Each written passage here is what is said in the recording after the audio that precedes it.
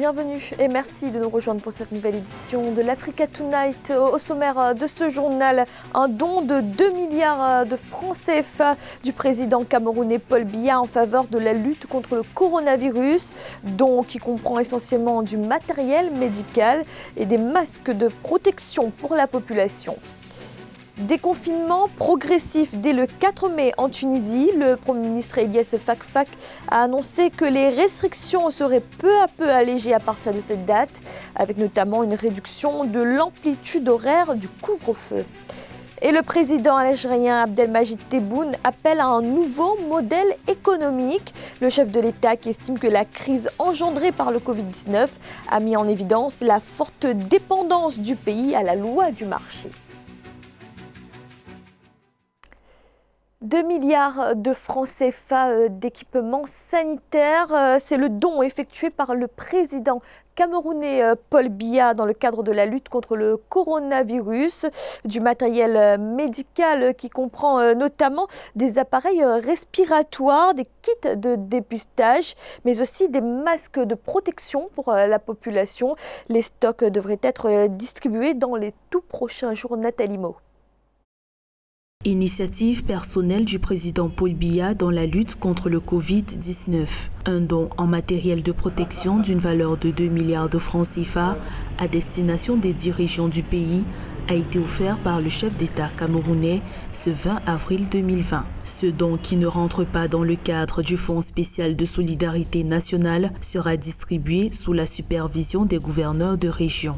De faire que les acteurs du secteur privé, de la société civile et des communautés puissent s'impliquer en offrant des moyens qui seront utiles à la lutte contre le Covid-19. Le geste du président Paul Biya comprend 1 500 000 masques de protection, 50 000 masques chirurgicaux, des kits de dépistage rapide et des appareils d'assistance respiratoire. Des équipements qui vont renforcer la riposte contre le Covid-19 dans le pays. Rappelons que le Cameroun a exonéré de TVA et de droits de douane les achats de matériels médicaux face à la crise sanitaire.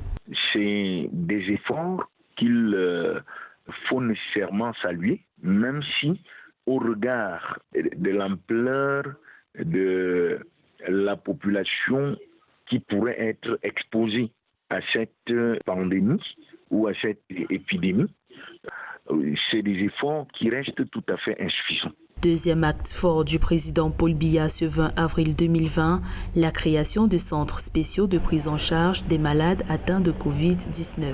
Il va en exister 8 répartis dans les villes de Yaoundé, Douala, Limbe, Garoua et Bafoussam. Et face à la propagation du coronavirus, en Tunisie, le Premier ministre Eliès Fakhfakh a annoncé le prolongement du confinement jusqu'au 3 mai prochain. Mais après cette date, les restrictions de déplacement seront progressivement allégées. Un confinement ciblé, donc, qui prendra en compte des critères géographiques et des critères d'âge. Ibayako Inéléclat des Bessa. Un déconfinement progressif en Tunisie dès le 4 mai 2020. Le chef du gouvernement, Eliès Fakhfakh, a annoncé ce dimanche 19 avril lors d'une interview que le Conseil de sécurité nationale a décidé de prolonger le confinement total jusqu'au 3 mai à la lumière des dernières données épidémiologiques en Tunisie.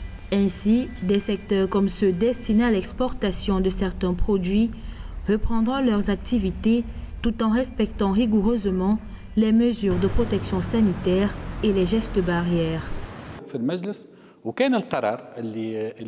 La décision du gouvernement est de prolonger le confinement jusqu'au 3 mai, après quoi nous entrons dans une phase de confinement ciblé dès le 4 mai.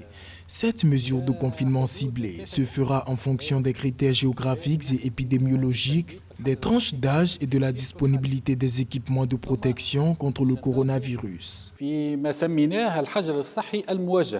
Le chef du gouvernement a également annoncé la révision de l'horaire du couvre-feu durant le mois de Ramadan. La circulation sera interdite de 20h jusqu'à 6h du matin, sauf en cas d'extrême urgence. Pour cette année 2020, les prières générales seront également annulées pour une raison de sécurité nationale. 1 million de familles tunisiennes ont perçu des aides sociales pour faire face aux conséquences de la crise sanitaire sur leur quotidien. De nouvelles aides sociales seront distribuées à d'autres familles nécessiteuses et à celles à revenus limités et seront détaillées prochainement par le ministère des Affaires sociales. Pour vaincre cette pandémie, il faut s'unir.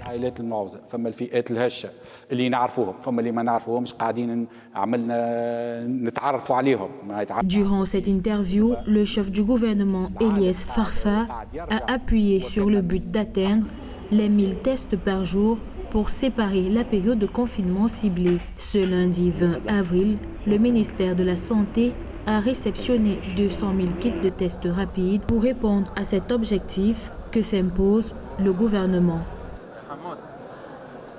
Le déconfinement et l'après-coronavirus, les pays africains y songent déjà. En Algérie, l'heure est aux solutions à la crise économique engendrée par la pandémie de Covid-19. Le président Abdelmadjid Tebboune a appelé ses ministres à l'instauration d'un nouveau modèle économique pour une Algérie moins dépendante de la fluctuation des cours mondiaux des hydrocarbures. Iba Yako et Nathalie Mo. Le chef de l'État Abdelmadjid Tebboune a présidé ce dimanche 19 avril une réunion du Conseil des ministres en visioconférence. Lors de cette réunion, le président algérien a insisté sur la prise de mesures pratiques pour accélérer la mise en place d'un nouveau modèle économique basé sur la diversification et l'industrialisation. Un nouveau modèle qui vient en réponse à la crise économique actuelle due à la chute des prix du pétrole. Nous avons des compétences algériennes et des ressources matérielles susceptibles de nous mettre à l'abri de l'instabilité des recettes pétrolières. C'est en mettant en valeur les ressources humaines qu'on remportera le pari. Nous mettrons ainsi en place les fondements d'une véritable industrie nationale dans le cadre d'une véritable économie dont les échéances et les objectifs sont bien définis. Le président algérien a également mis l'accent sur l'importance du montage industriel en accordant la priorité aux produits qui garantissent un taux d'intégration élevé afin de réduire les importations et créer de nouveaux emplois dans le pays. Grâce au développement de l'industrie pétrochimique, le secteur de l'agriculture, les énergies renouvelables et l'exploitation des ressources humaines algériennes. L'économie rentière de pétrole n'a plus beaucoup d'avenir, sauf grand changement dans le monde. Et donc, il est logique qu'un pays dont la ressource principale était le pétrole refasse complètement la stratégie. Et aujourd'hui, la situation de la crise de coronavirus est une opportunité majeure, non seulement pour les pays pétroliers, non seulement pour l'Algérie, mais également pour tous les pays du monde, de pouvoir repenser de manière stratégique leur économie. Lors de cette réunion du Conseil des ministres, la prise en charge sociale des familles impactées par la pandémie du Covid-19 a pu être discutée. Un recensement de 2 200 000 familles a pu être effectué. Ils se verront allouer une allocation de 10 000 dinars algériens à la veille du mois sacré de Ramadan. Dans le reste de l'actualité, à présent, après 2 jours de médiation, la délégation sud-africaine a obtenu un engagement du gouvernement de coalition du Lesotho. Un accord a été signé ce lundi. Il prévoit un retrait digne et sûr du Premier ministre Thomas Thabane, le chef du gouvernement qui est au cœur d'une crise politique depuis sa mise en cause dans le meurtre de sa première épouse. Face à ceux qui demandent sa démission, il avait fait descendre ce samedi l'armée dans les rues du pays. Le Nigeria sort d'un week-end meurtrier. La présidence a annoncé dimanche le décès de 47 personnes dans plusieurs attaques menées dans l'état de Katsina. Selon les autorités, les assaillants appartiendraient à des gangs spécialisés dans le vol de bétail et les enlèvements contre rançon. Zahra Mohamed Mouchou et Ange Bijounomenio. Les Nigérians sont sous le choc après les attaques qui ont coûté la vie à 47 personnes. Il s'agit de nouveaux assauts de groupes armés perpétrés samedi 18 avril. Ils ont ravagé plusieurs villages de l'état de Katsina, dans le nord du Nigeria. L'état du Nigeria est un état fédéral. Donc les décisions ne se prennent pas toujours de la même manière que quand on a toutes les décisions centralisées. Le Cameroun peut décider parce que le président ou bien le ministre de la Défense a choisi d'attaquer dans une zone, de le faire librement. Il n'a pas besoin pour ça d'obtenir l'accord du gouverneur de la région ou de n'importe quelle autre autorité. Les autorités attribuent ces attaques à des groupuscules spécialisés dans le vol de bétail et les enlèvements. Vendredi 17 avril, les criminels auraient procédé à une tentative qui a été repoussée par les habitants. Mais ils sont revenus samedi dans la matinée et ont incendié des maisons et tiré sur les habitants. Au niveau du Nigeria, c'est un peu plus complexe. Soit c'est la force fédérale qui intervient, soit c'est la force de l'État. Et le temps que les deux trouvent un terrain d'entente pour le mode opératoire, il peut malheureusement se passer des dégâts comme celui que l'on a remarqué avec cette attaque-là, qui a été repoussée, mais la zone n'a pas été sécurisée pour empêcher une nouvelle attaque. Dans une prise de parole dimanche 19 avril, le président Muhammadu Buhari a condamné l'attaque de cette région qui est l'une des cibles ces dernières années des groupes armés. En février, 30 personnes avaient été tuées dans les villages de Daka et de Towa et dans l'état de Katsina.